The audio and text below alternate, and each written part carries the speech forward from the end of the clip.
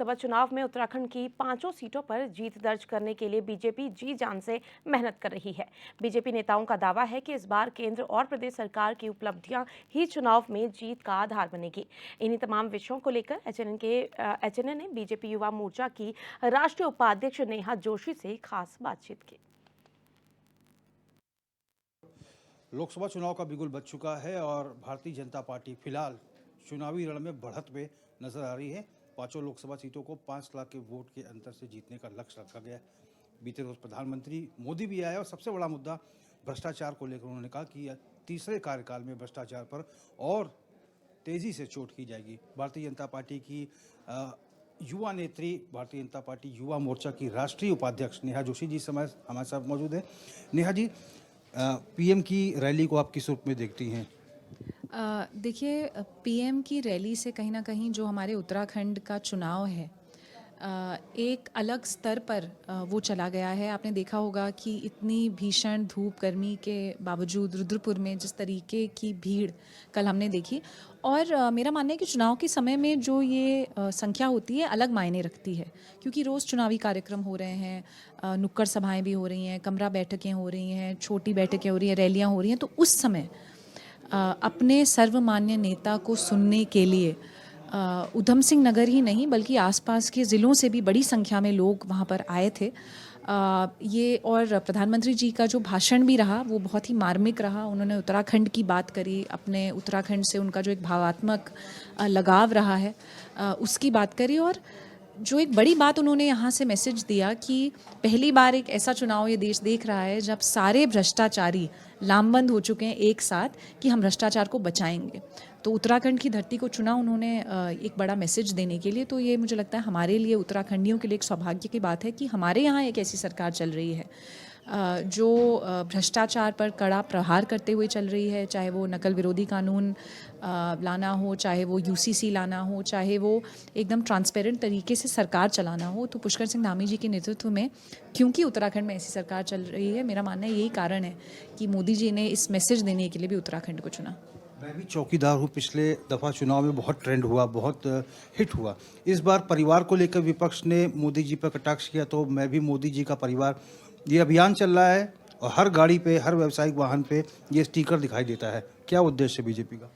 आप ये देख सकते हैं कि विपक्ष इस समय कितना बैंकक्रप्ट है, आइडियाज़ कितने शून्य हो चुके हैं कि उन्होंने मोदी जी पर अटैक करने के लिए ये विषय चुना कि उनका कोई परिवार नहीं है। ये उस व्यक्ति के ऊपर उन्होंने ऐसा वार करने की कोशिश करी जो पिछले 10 सालों से देश के लिए, और उससे पहले गुजरात के मुख्यमंत्री रहते हुए, और उससे पहले भी जब से वो एक प्रचारक के रूप में उन्होंने अपना घर छोड़ा था, उसके बाद भारतीय जनता पार्टी में आए, उनका पूरा जीवन जनसेवा में समर्पित रहा है। और जब आपका पूरा जीवन जनसेवा में समर्पित रहता है तो जाहिर है कि वो जनता ही आपका परिवार हो जाती है।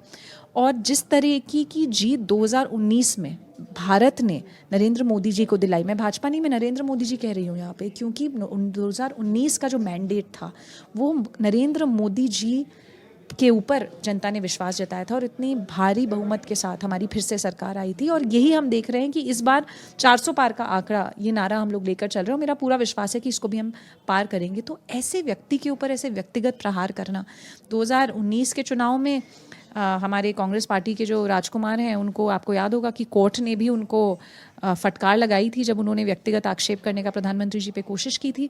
इस बार भी उन्होंने उनके एक ये अलायंस पार्टनर हैं लालू जी, कई घोटालों में स्वयं लिप्त हैं, परिवारवाद की राजनीति जो करते हैं, उन्होंने इस तरीके की बात करी। तो देश की जनता उठकर आई, और आज आप कहीं भी जाएं, मैं तो लगातार पिछले 1 महीने से हम कैंपेन कर रहे हैं, हम जहाँ जा रहे हैं जिससे पूछ रहे हैं वो यही कह रहा है कि मैं भी मोदी का परिवार। लोग हमसे मांग रहे हैं कि हमको भी वो स्टिकर चाहिए, हमें अपने गाड़ी में, अपने घर में वो स्टिकर लगाना है कि मैं भी मोदी का परिवार हूँ। नेहा जी, कांग्रेस के जो पूर्व राष्ट्रीय अध्यक्ष हैं राहुल गांधी, वो जगह जगह प्रेस कॉन्फ्रेंस करके कह रहे हैं कि कभी ना कभी तो बीजेपी की सरकार जाएगी, और जब जाएगी तो कार्रवाई होगी, ऐसी कार्रवाई होगी कि बीजेपी भी याद रखेगी।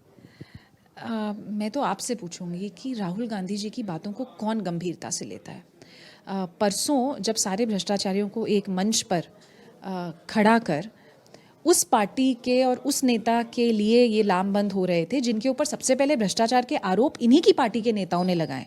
सबसे पहले अगर अरविंद केजरीवाल और लिकर स्कैम का इशू उठाया तो वो कांग्रेस के नेताओं ने उठाया था, और उसी नेता के सपोर्ट में जब वो भाषण दे रहे थे तो आप उनका भाषण अगर ध्यान से सुनेंगी तो उन्होंने कहा कि ये देश में आग लग जाएगी।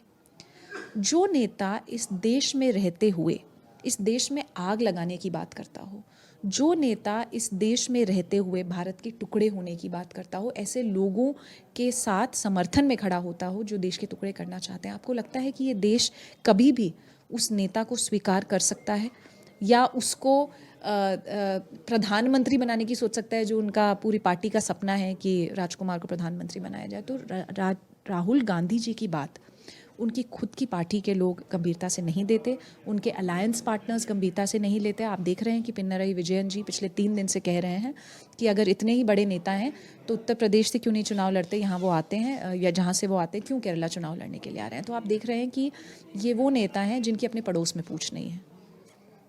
नेहा जी, क्या लग रहा है कि कल बीजेपी के राष्ट्रीय अध्यक्ष भी पहुंच रहे हैं, 2 दिवसीय दौरा है, किस रूप में उनके दौरे को आप देख रही हैं? अल्मोड़ा और टिहरी लोकसभा सीट के लिए वो चुनावी कैंपेन भी करेंगे।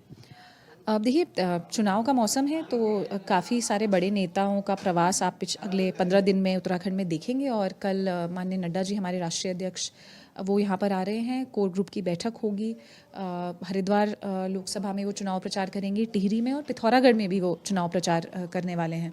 तो पार्टी के जो प्रचार का क्रम है उसी में, और जाहिर है राष्ट्रीय अध्यक्ष हैं तो जब वो आते हैं तो सारे बिंदुओं की समीक्षा होती है, कैसा प्रचार प्रसार चल रहा है। पर मोर और लेस अगर मैं बात करूं, उत्तराखंड जो है वो एक तरीके से भेंट के रूप में हम मोदी जी को देने वाले हैं। 5 सीट पे कोई संशय नहीं है, कोई लड़ाई नहीं है, एक तरफा चुनाव चल रहा है। बस ये है कि मार्जिन की एक लड़ाई है। तो हमने जो एक लक्ष्य लिया है 5 लाख मार्जिन क्रॉस करने का, तो कोशिश यही है कि हर लोकसभा से हम इस टारगेट को पूरा कर सकें। ये आप लोग ने शायद धन्यवाद मोदी जी, शायद thank you Modi ji programme किया था भारतीय जनता युवा मोर्चा ने, जिसमें मोदी है ना किया था, जिसमें तेजस्वी सूर्या भी आए थे। लोकसभा चुनाव में भारतीय जनता युवा मोर्चा की कितनी भागीदारी रहेगी? देखिए, हमारा बड़ी संख्या में हमारा जो वोटर है वो युवा है। 50% भारत की आबादी 35 साल से कम है। तो जाहिर है कि जब वोटर युवा है तो उनकी जो भागीदारी है वो बड़ी होने वाली है, और इन वोटर्स के साथ कनेक्ट करने का काम युवा मोर्चा ही करता है। तो हमने मोदी है ना दिसंबर में किया था, वहाँ से जो सिलसिला शुरू किया था, उसके बाद लगातार नमो नवमतदाता सम्मेलन के माध्यम से, युवा चौपाल के माध्यम से, छोटी छोटी कमरा बैठकों के माध्यम से, आउटरीच एक्टिविटीज़ हम कर रहे हैं जिसमें हम ये स्टिकर्स सबको बांट रहे हैं। तो लगातार युवाओं के बीच में हम संपर्क कर रहे हैं। और एक जो कंपैरिजन है कि 2014 से पहले का भारत कैसा था और 2014 के बाद का मोदी जी का भारत जो है, क्या क्या उसमें चीज़ें बदली, तो एक ये कंपैरिजन भारतीय जनता युवा मोर्चा के जो कार्यकर्ता हैं वो ले जाकर युवाओं के बीच में रख रहे हैं और सोशल मीडिया पर उनकी सक्रियता का भी आह्वान कर रहे हैं, जिसका एक अच्छा रिजल्ट भी हमें मिल रहा है कि सोशल मीडिया में पर भी आप, जैसा आप कह रहे थे कि बीजेपी को ही बढ़त दिख रही है। अंतिम सवाल मेरा ये है कि 5 लाख के वोट का जीत का अंतर आप लोगों ने कहा है कि प्रत्येक लोकसभा सीट से रहेगा, ये कॉन्फिडेंस है कि ओवर कॉन्फिडेंस है? और इसी के साथ सवाल जोड़ा है कि इस बार वोट का आधार क्या रहने वाला है? नहीं, ओवर कॉन्फिडेंस नहीं है, कॉन्फिडेंस है। आप पिछले चुनावों का भी अगर वोट शेयर देखें तो कांग्रेस का वोट शेयर कुछ 30% से भी कम था और हमारा वोट शेयर 60% से ज़्यादा था उत्तराखंड में। तो उसके बाद से यहाँ धामी जी के नेतृत्व में अच्छी सरकार चल रही है, और युवा और महिला, ये जो 2 वर्ग है, ये हमारे कॉन्फिडेंस का कारण है। पिछले 10 साल में केंद्र की आप कोई भी नीति उठाकर देखेंगे तो उसके केंद्र में आप महिला को पाएंगे, चाहे वो स्टार्टअप योजना हो या उज्ज्वला योजना हो, चाहे वो जनधन योजना हो, चाहे वो स्टैंड अप योजना हो। हर योजना के केंद्र में महिलाएं हैं। प्राइमरी लाभार्थी जो किसी भी केंद्र की योजना की, वो महिला है। और महिला और मोदी का जो कनेक्ट है हमें कॉन्फिडेंस देता है। विधानसभा चुनाव में 4% वोट शेयर जब बढ़कर आया उत्तराखंड में तो वो सीधा सीधा मोदी जी को वोट था, और ये वोट इस बार जब धामी जी के वोट में ऐड होगा तो एक बड़ी जीत हमें देगा। उसी तरीके से जो युवा वर्ग है, आपने देखा कि हमने एक आंदोलन भी इस प्रदेश में देखा इस बीच में, जब पेपर लीक हुए, कुछ बेरोजगार आंदोलन हुए, उसके बाद धामी जी ने जो स्टेप्स लिए यहाँ पर, नकल विरोधी कानून सबसे सख्त लेकर आए, उसके बाद लगातार परीक्षाएं हो रही हैं अच्छे से, कोई दिक्कत नहीं आ रही है। 30% आरक्षण उत्तराखंड की बेटियों के लिए सरकारी नौकरी में वो लेकर आए हैं। आज तक उत्तराखंड बनने के बाद से शायद जितनी भर्तियां निकली हैं उतनी भर्तियां धामी जी ने सीएम बनने के बाद से निकाल दी हैं, और लगातार हर हफ्ते नियुक्ति पत्र हमारे युवाओं को मिल रहे हैं। तो ये सारी उपलब्धियों को जब हम जोड़ते हैं तो युवा और महिला वोट कंसोलिडेट होकर पूरा भारतीय जनता पार्टी को मिलने वाला है, और यही हमारे कॉन्फिडेंस का कारण है। थैंक यू नेहा जी हमसे बातचीत करने के लिए। Thank you so much. तो हमने बात की भारतीय जनता युवा मोर्चा की राष्ट्रीय उपाध्यक्ष नेहा जोशी जी से। नेहा जी का स्पष्ट रूप से कहना है कि जिस विकास के एजेंडे को केंद्र सरकार बढ़ा रही है, पीएम मोदी बढ़ा रहे हैं, और राज्य स्तर पर अगर मुख्यमंत्री की बात करें तो धामी सरकार लगातार विकास के नए आयामों को छू रही है।